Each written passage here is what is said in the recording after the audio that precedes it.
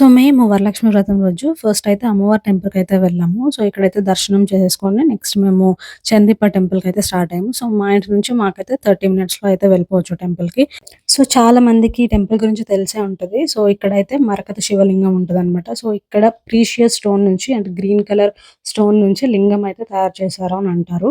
So, మేము ఆ రోజు వెళ్ళడానికి మెయిన్ రీజన్ ఏంటంటే పసుపు బొట్టిద్దామని చెప్పేసి. సో, మేమైతే ఇక్కడ దర్శనం అయితే చేసేసుకున్నాము. సో, ఇక్కడ పక్కనే ఒక స్టోన్ అయితే ఉంటదనమాట.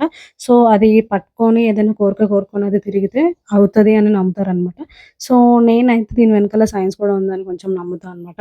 సో, ఇంకా ఆ రోజు అక్కడ అన్నదానం కూడా పెట్టారు. సో, మేమైతే ఫుడ్ అయితే తినేసి ఇంకా బయటికి రాంగానే గోమాత కనిపిస్తే దానికి కూడా ఫుడ్ కొంచెం కొనేసి తినిపిచ్చేసి ఇంటికైతే వెళ్ళిపోయాము. సో, నేను అక్కడి నుంచి మళ్ళీ మా ఇంటి నుంచి మమ్మీ వాళ్ళ ఇంటికైతే స్టార్ట్ అయ్యాననమాట. సో, ఇది మా మమ్మీ గారు వేసిన ముగ్గు.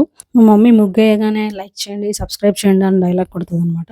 సో, మా మమ్మీ అయితే ఇలా అలంకరించుకుంది అమ్మవారిని. సో, ఆ రోజు నాకు పసుపు బొట్టు ఇచ్చేసాక ఈవినింగ్ నేను అక్కడే ఉన్నాననమాట. సో, ఎందుకంటే నెక్స్ట్ డే ఎలాగో రాఖీ పండగ అని చెప్పేసి అదైతే సెలబ్రేట్ చేసుకొని సండే రోజు ఈవినింగ్ మా ఇంటికొచ్చేసాను. అంతే గైస్ ఈ video. Thanks for watching. Bye.